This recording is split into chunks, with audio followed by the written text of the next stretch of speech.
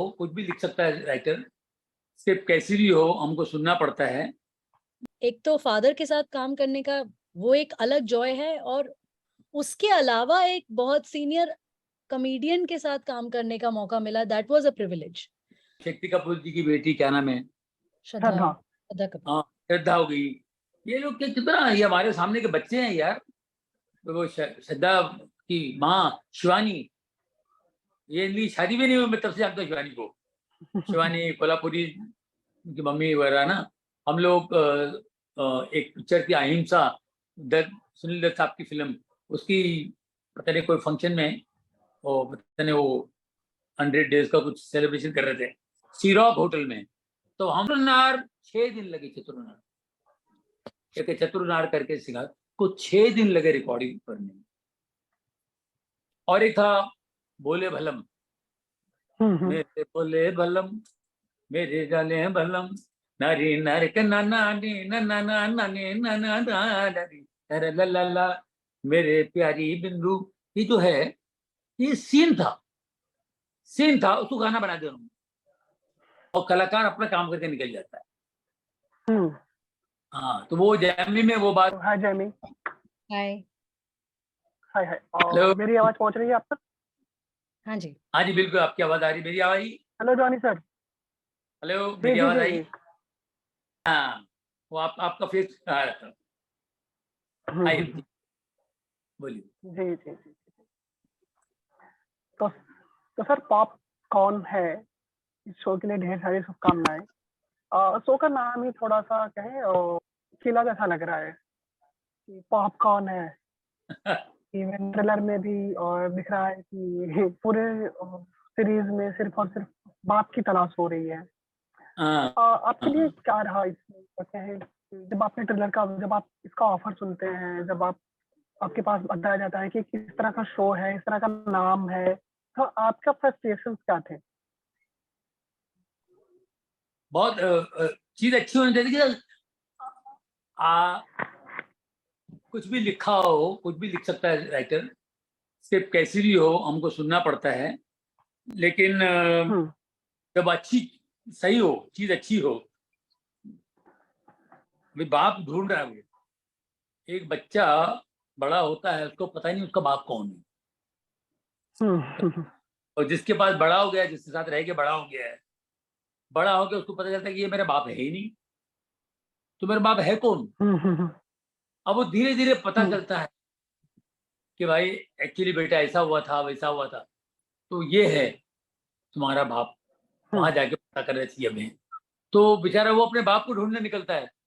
जब अपने बाप को ढूंढने निकलता है, तो वो भी बाप नहीं निकलता है, दूसरा वाला बाप है, उसको भी बाप समझता है, वो बाप है।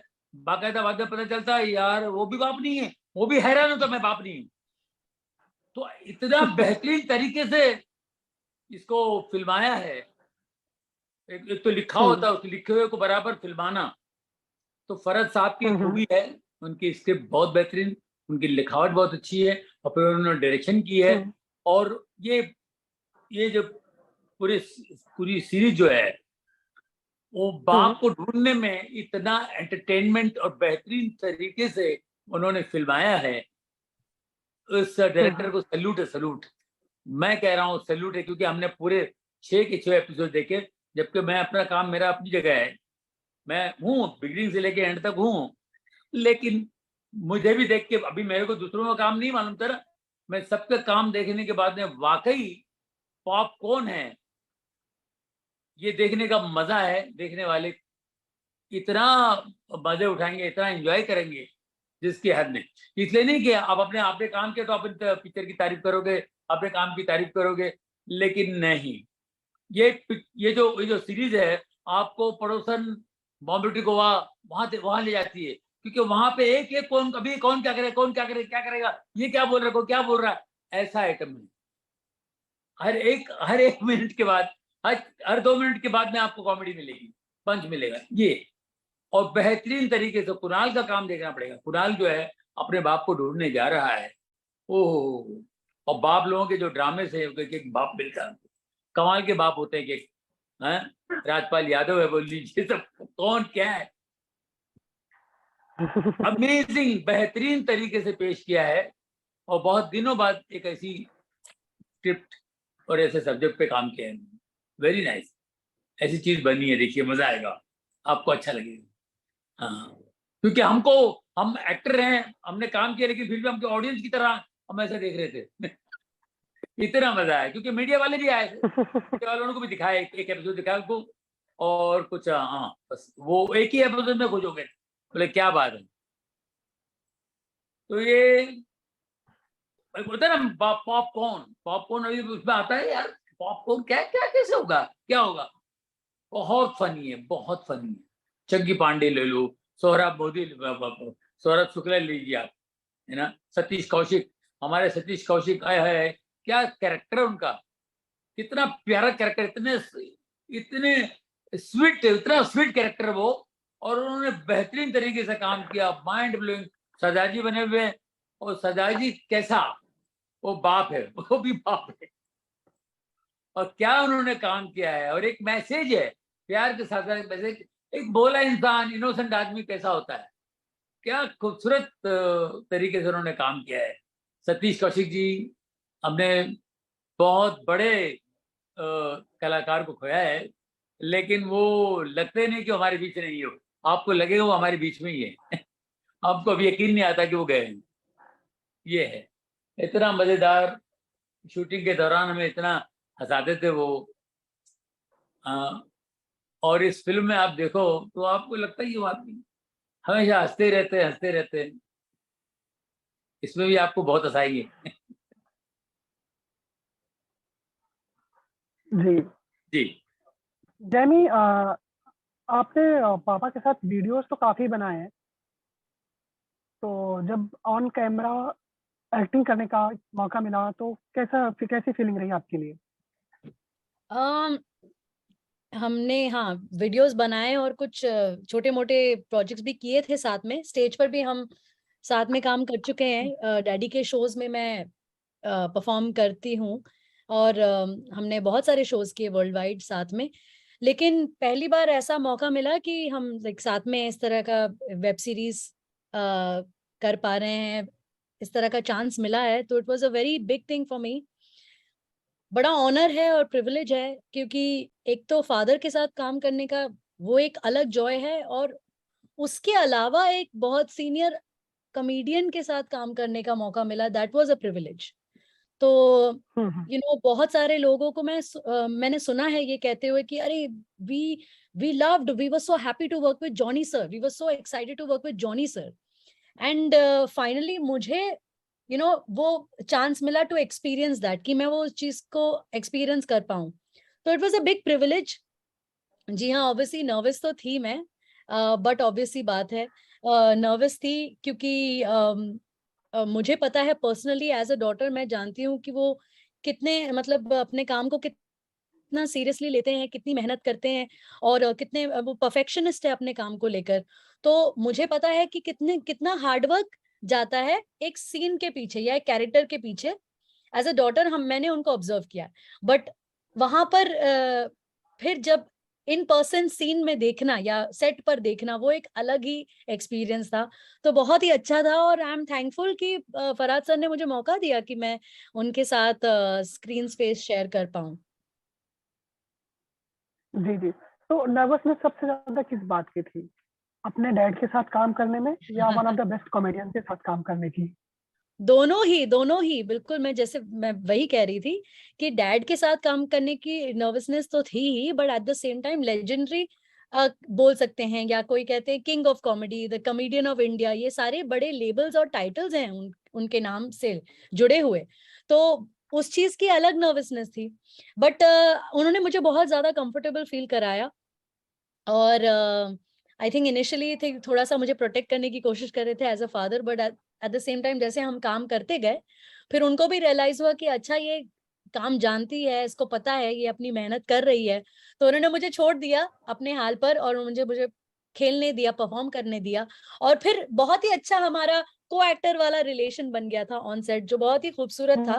और आई एम वेरी हैप्पी कि मैंने वो एक्सपीरियंस किया वो चीज भी, एंड अभी मुझे डर नहीं लगेगा, अगली बार अगर चांस मिलेगा काम करने का साथ में, तो I won't be so scared.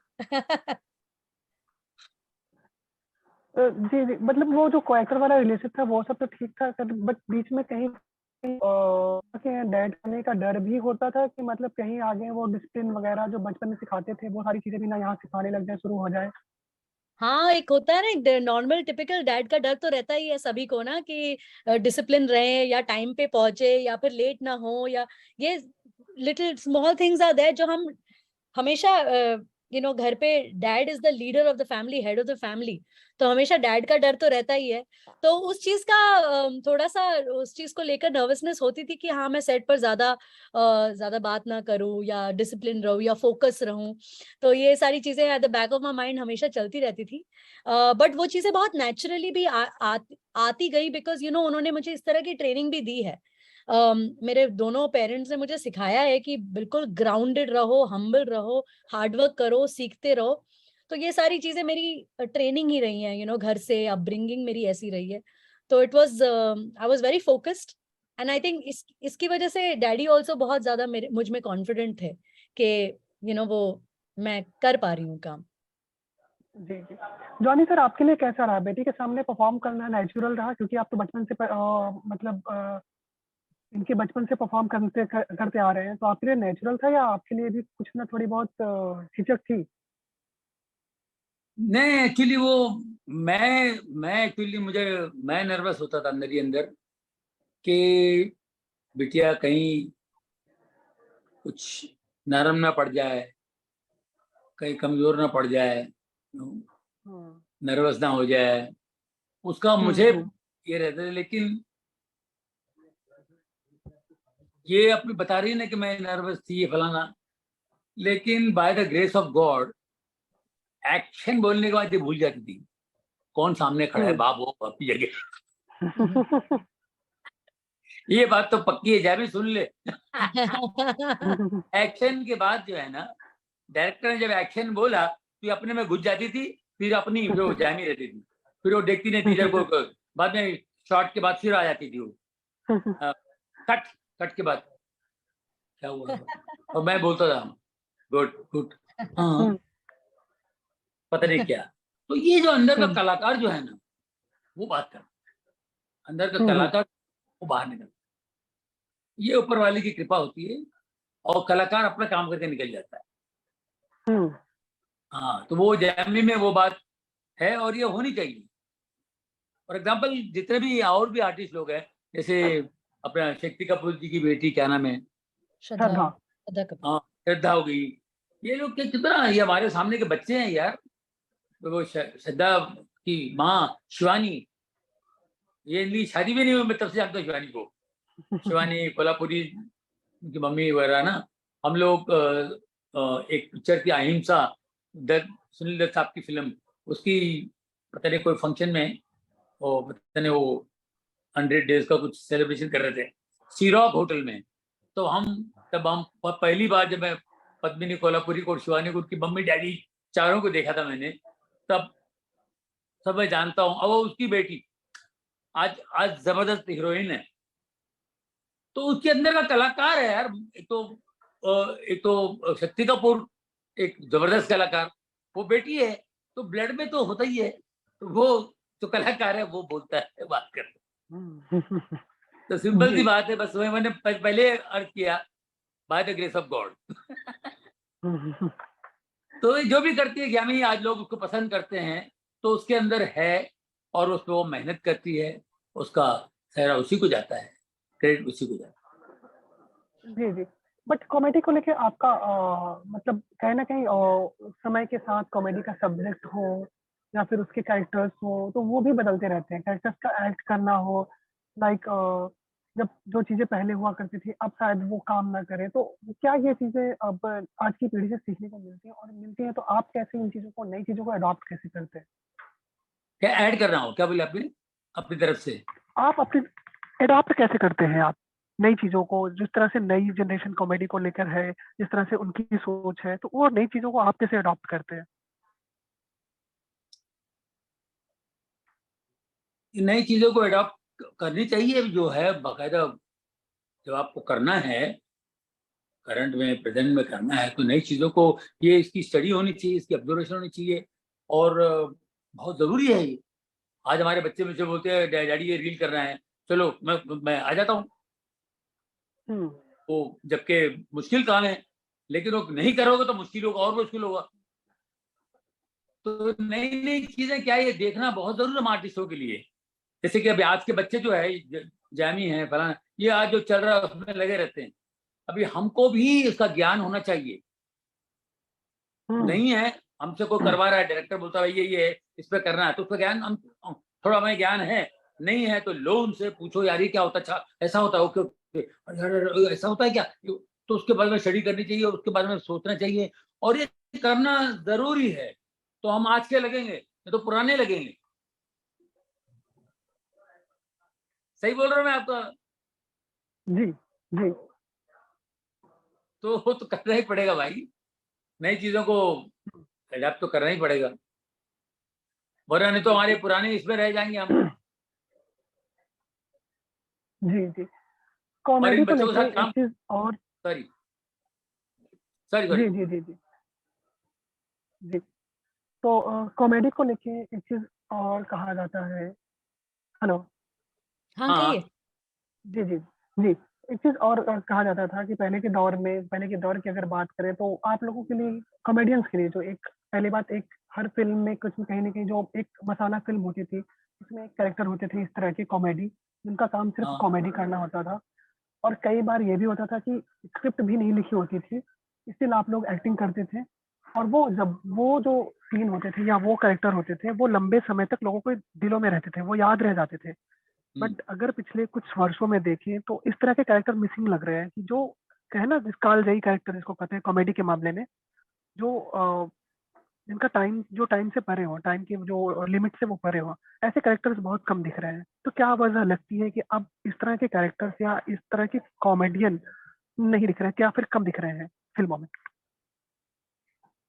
हाँ वो इसलिए मुझे लगता है अभी क्या है कि बहुत बिजी हो गए हैं, राइटर्स भी बिजी हो गए हैं, एक्टर्स भी बिजी हो गए हैं, और कॉमेडी में लिखने वाले राइटर्स जो है ना वो कम हो गए हैं, या फिर उनके पास टाइम नहीं है।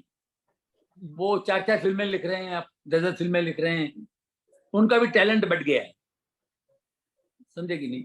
तो अब वो बात नहीं आ रही है। पहले के जमाने में क्या था, पहले के टाइम पे एक राइटर बैठ के लिखता था, उसको एक जगह दिया जाता था, बंगलो दिया जाता था कि भाई ये घर पड़ा हुआ है, ये फ्लैट है, ये कमरा बुक कर देता होटल में, बस तुम लिखते रहो लिखते रहो लिखते रहो।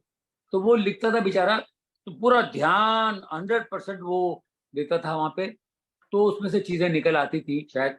और फिर कलाकारों के पास भी फुर्सत होती थी, वो भी काम करते थे उस पर दबा के, ये होता था। आज नहीं है, जल्दी जाना है मुझे यार, 6 बजे छोड़ दो, मैं दूसरी शूटिंग है, मुझे फलाना है, ये वो, तो उसका काम ध्यान ध्यान नहीं है उसके काम पे, है ना? इस वजह से भी होगा। या फिर ये टेलीविजन आने के बाद चैनलों में लिखना शुरू कर दिया, कुछ राइटर लोग वहां चले गए, तो फिल्मों में बीच में क्या हुआ, राइटर ही खत्म हो गए। और उसके बाद फिर राइटर को क्या बोलते थे कि भाई तुम कॉमेडियन के लिए लिखते हो ना, हमारे लिए भी लिखो। तो विलन के लिए भी कॉमेडी लिखनी पड़ती है, कि बोले सारा तो यही ले जाता कॉमेडियन, तो हमारे लिए भी लिखो। तो विलन भी चाहता था उसकी भी कोई फनी लाइन हो, है क्या ना? और हीरो को भी लाइन चाहिए, हीरोइन को, तो मेरे भी कुछ लिखो यार फनी, तुम लोग बोलते हो हंसते हो यार, मैं जब मैं सीरियस अच्छा नहीं लगता है, मेरे लिए भी कुछ लिख दो। तो हमारा कॉमेडियन जो है ना बट गया है पूरा, इधर उधर जा रहा है, समझे कि नहीं? तो बीच में मुझे ये ऐसी बहुत सारी वजह हो सकती है जिस वजह से, और कॉमेडी गायब हो गई। कॉमेडी सब हीरो भी करने लगा कॉमेडी, विलन भी करने लगा कॉमेडी, कैरेक्टर आर्टिस्ट भी कॉमेडी करने लगा। तो बोले अभी कॉमेडियन की क्या जरूरत है यार, चल रहा है ना, चलने दो। तो कॉमेडियंस बीच में गायब हो गए थे। ये कारण है, समझ में नहीं आता क्या होगा। लेकिन अभी देखो ना, अभी ये जो सीरीज है, इस पे देखिए पूरे सबको इकट्ठे लेकर आया है।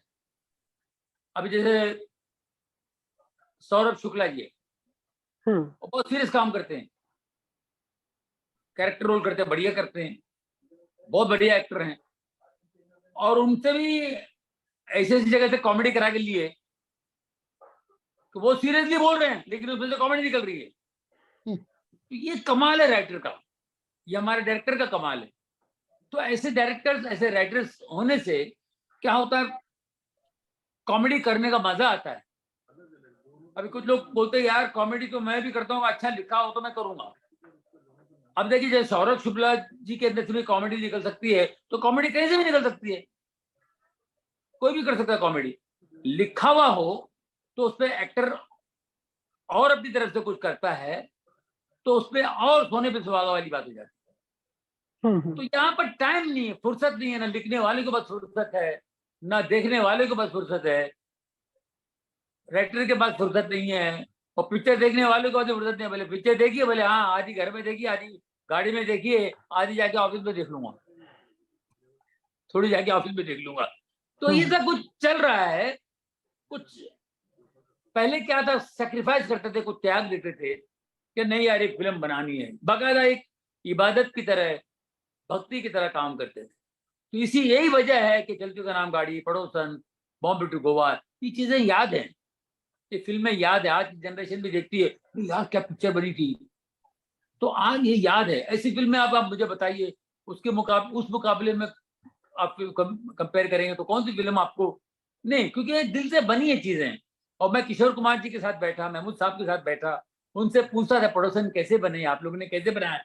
अरे जॉनी यार क्या बताऊं, हम लोग बैठे रहते थे, हम लोग लगे रहते थे, सो रहे हैं, यही बातें, यही सोच रहे थे भाई ये सीन कैसा करे, इस फिल्म को कैसा करे, गाने को कैसा करे।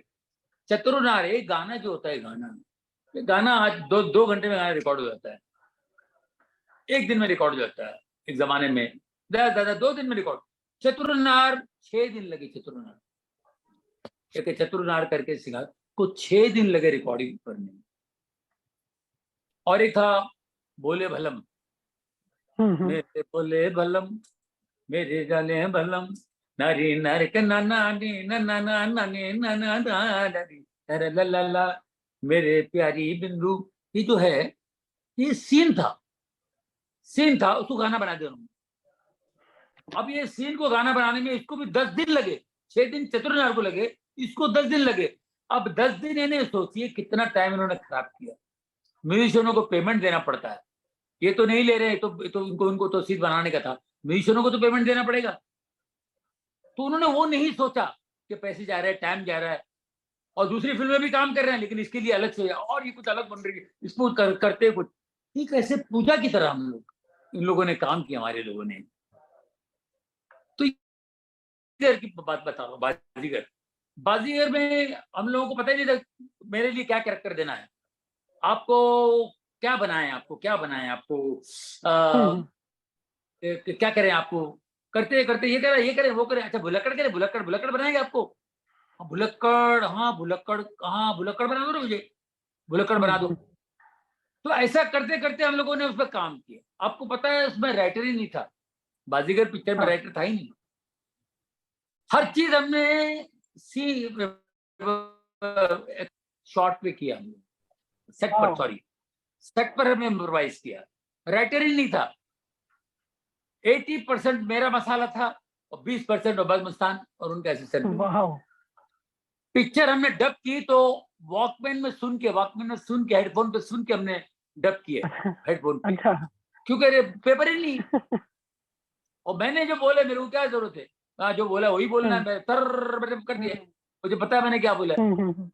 तो कहने का मतलब है, तो आप जब एक खो जाते हैं इसमें, इतने इन्वॉल्व हो जाते हैं, आप जब दिल से काम करने लगते हैं तो चीज में कुछ ना कुछ निकल आता है।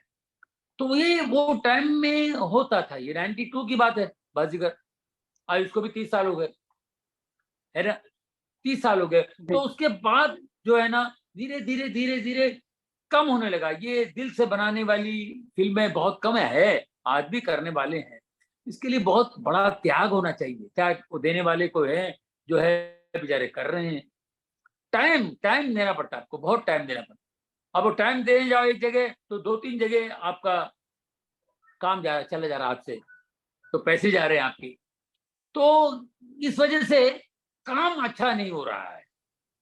इसका दुख तो है मुझे, मगर मैं क्या करूं कुछ नहीं कर सकते हैं। और आप अपनी तरफ से जितना सीन बेटर हो सकता है वो हम कोशिश कर सकते हैं, और अपनी तरफ से हम जान लगाते हैं, और जब तक मैं काम करूंगा अपनी तरफ से सीन में और क्या कर सकता हूँ, और क्या नई फिल्म समझ के, बाजीगर समझ के ही काम करता हूँ मैं। जी, बाकी जी। और इसमें हुआ है, पॉपकॉर्न में यही हुआ है। अच्छा। लोग देखेंगे, बहुत एंजॉय करेंगे। हर एपिसोड में पॉपकॉर्न, नया पॉप, ये कौन पॉप हो, ये नहीं है, ये कौन है, ये क्या है ना? तो आपको बताएगा, सस्पेंस है। वो तो मैं नहीं बताऊंगा, लेकिन इतना बेहतरीन तरीके से, इतनी बेहतरीन तरीके से बनाई उन्होंने फरहद भाई ने, और देखने वालों के लिए मैं कहूंगा वो एंजॉय करेंगे। उनको बिल्कुल जरा भी ये नहीं मौका मिलेगा कि भाई ये पिक्चर में मजा नहीं आया, नहीं मौका नहीं मिलेगा। जी जी। जैमी, इंडस्ट्री में एक किसी भी कलाकार के लिए जो बड़ा स्ट्रगल होता है एक लंबे समय तक सरवाइव कर पाना। मतलब स्टार्ट तो मिल जाता है किसी तरह, ठीक है, 2-3 प्रोजेक्ट या 10 प्रोजेक्ट में भी मिल जाते हैं, बट एक लंबे समय तक सरवाइव करना वो एक बड़ा अचीवमेंट होता है, और जॉनी सर ने उसको बखूबी किया है। पिछले करीब 4 दशकों से ज्यादा समय से वो करते आ रहे हैं। तो उनसे सरवाइव करने के मामले में अगर कहीं इंडस्ट्री में बने रहने को लेकर क्या कुछ बातें होती हैं, क्या कुछ उनसे मंत्र लेती हैं आप? ये डैडी हमेशा मुझे कहते आ रहे हैं कि always be a student, student बने रहो, लाइक ऑलवेज लर्न, हमेशा सीखो, हमेशा अपने आप को अपडेट करते रहो और रेलेवेंट रहो कि आज के टाइम में क्या लोगों को चाहिए, उस चीज की नॉलेज आपको होनी चाहिए। तो बस वो हमेशा कहते हैं कि सीखते रहो, सीखते रहो, सीखते रहो। और ये हमारी भी ऑब्जर्वेशन है, क्योंकि हम उनको देखते हैं रोज, वो किस तरह से अपने आप को इतना फ्रेश रखते हैं, अपने आप को इतना अपडेटेड रखते हैं। रोज कोई नई बात सीखते हैं, या तो कुछ पढ़ते हैं, या तो कुछ देखते हैं, कोई वीडियोस देखते हैं, कोई ड्रामेस देखते हैं, बट वो कुछ ना कुछ देखते रहते हैं और अपने आप अपना सिस्टम अपडेट करते रहते हैं। जैसे हम आईफोन को अपडेट करते रहते हैं, वैसे हमारा जो ब्रेन भी है उसको अपडेट करते रहना चाहिए, हमारे स्किल्स को भी। और बिल्कुल उसी चीज को मैं बहुत सीरियसली ले रही हूँ, उनकी जो एडवाइस है। और इसीलिए मैं यहाँ पर, इनफैक्ट मैं मुंबई में हूँ नहीं, मैं लंदन आई हूँ पढ़ाई करने थोड़े टाइम के लिए, क्योंकि अच्छा। मैं हाँ, क्योंकि अभी काम अच्छा चल रहा है और लोग बहुत अप्रिशिएट कर रहे हैं, और लोगों की उम्मीदें बढ़ चुकी हैं अभी, एंड एक्सपेक्टेशंस काफी ज्यादा हैं मुझसे। तो मुझे भी लगता है कि हाँ, मुझे अपने आप को और बेटर बेटर बेटर करना है, ताकि मैं और बेहतर कर सकूं परफॉर्म, लोगों को और कुछ नया दे पाऊं। बस इसीलिए थोड़ा सा एक शॉर्ट कोर्स करने यहाँ पर आई हूँ। और इट इज जस्ट दैट कि आप सीखते रहिए, स्टूडेंट रहिए, and just keep improving and bettering yourself. जी, काफी इंटरेस्टिंग है। किस चीज का कोर्स कर रही है? मैं एक्टिंग कोर्स कर रही हूँ, क्योंकि मैंने फॉर्मली कहीं मतलब सीखा नहीं था ठीक से। मैंने वर्कशॉप्स किए हैं पास्ट में, लेकिन मैं टाइम टू टाइम बस कोशिश करती हूँ कि मैं सीखती रहूं। तो मैं यहाँ पर एक 2-4 एक्टिंग कोर्सेज करने आई हूँ यहाँ पर लंदन तो में। कहीं ना कहीं कॉमेडी के साथ साथ एज एन एक्टर भी खुद को एक अच्छा एक्टर एस्टेब्लिश जी करने की कोशिश जारी है। जी जी, because it is very demanding. कितना कंपटीशन है और कितने अच्छे अच्छे एक्टर्स आ गए हैं अब अभी, इतने सारे अच्छे एक्टर्स हैं और बहुत कंपेटिटिव हो गया है। तो बहुत जरूरी है कि आप अपने आप को इम्प्रूव करते रहें टाइम टू टाइम। तो बस यही है जी। इसमें। एक लास्ट क्वेश्चन, क्योंकि आपकी टीम की तरफ से कहा जा रहा है कि समय खत्म हो चुका है, तो एक लास्ट क्वेश्चन ये कि वर्तमान में अगर प्रेजेंट की बात करें, मौजूदा दौर में कॉमेडी, किस तरह की कॉमेडी की मांग है? मौजूदा दौर या फिर कहें मॉडर्न जो जनरेशन है वो किस तरह की कॉमेडी चाहती है, वो क्या मांग करती है? ये आप सर से पूछ रहे हैं? आप दोनों से पूछ रहा हूँ। सर से मॉड आप रिपीट कीजिए क्वेश्चन प्लीज सर के लिए। आधुनिक दौर की जो आज की पीढ़ी है वो किस तरह की कॉमेडी चाहती है? आज की पीढ़ी जो है ना भाई, जल्दी में है, जो भी करना है जल्दी करो कॉमेडी। शॉर्ट में बता दो, शॉर्ट में तो हमारे पास टाइम नहीं है, तो शॉर्ट वाली कॉमेडी चाहती है, अच्छा और शॉर्ट। उनको फट से टक टक टक टक टक काम की बात करो, काम की बात करो। टाइम पास नहीं चलेगा, टाइम पास पहले के लोगों के पास टाइम था तो टाइम पास भी चलता था, अभी टाइम पास चलेगा। पॉइंट पे आ जाओ। देखो, ड्रैग नहीं होने चाहिए, ठक ठक ठक ठक चाहिए। अभी टिकटॉक का जमाना आ गया है, 15 सेकंड 10 सेकंड में कॉमेडी, 5 सेकंड में कॉमेडी। हमारे टाइम में 3 मिनट में एक जोक होता, 3 मिनट के अंदर जोक होना चाहिए, पंच लाफ्टर आना चाहिए, 3 मिनट के अंदर लाफ्टर आना चाहिए, 3 मिनट का। हमारे टाइम पे जब मैं नया नया आया था, स्टैंड अप कर रहा था, उससे पहले 3 में मेरे उस्ताद ने बोला, मेरे गुरु ने, 3 मिनट के अंदर लाफ्टर चाहिए। तो मतलब लोगों के पास बर्दाश्त करने की ताकत थी 3 मिनट तक। अभी 3 मिनट में लोग सो जाएंगे यार, निकल के भाग जाएंगे बाहर। लाफ्टर यानी कि आप करेंगे आधा घंटा 20 मिनट्स, यहाँ 3 मिनट में एक लाफ्टर, यानी कि पूरे आइटम में 20 मिनट्स के अंदर आप 20 मिनट के अंदर 6 लाफ्टर और एंड में बड़ा लाफ्टर, आइटम आपका खत्म हो गया। ऐसा होता था, समझे कि नहीं?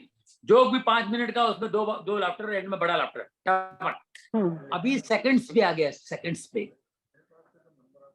तो ये तो कॉमेडी जो है, आप बहुत ही शार्प कॉमेडी चाहिए आज, और आज के हिसाब से चलना है, आज के हिसाब से देखना है। लेकिन टाइम नहीं है लोगों के पास, ठक ठक ठक ठक, यहाँ भी ये भी कर रहे हैं, खाना भी खा रहे हैं, रास्ते में खाना, इधर कि मेरे पास टाइम नहीं है, कौन आई एम गोइंग, वहां जाने के यहाँ जाने की, लैपटॉप पे बैठे हुए, फोन भी चल रहा है, फोन पे भी चल रहे हैं, टीवी भी देख रहे हैं, फलाना, इससे बात भी करा है, अब ये बहन 4 काम एक साथ कर रहे हैं, लैपटॉप ये वो 4 काम एक साथ है।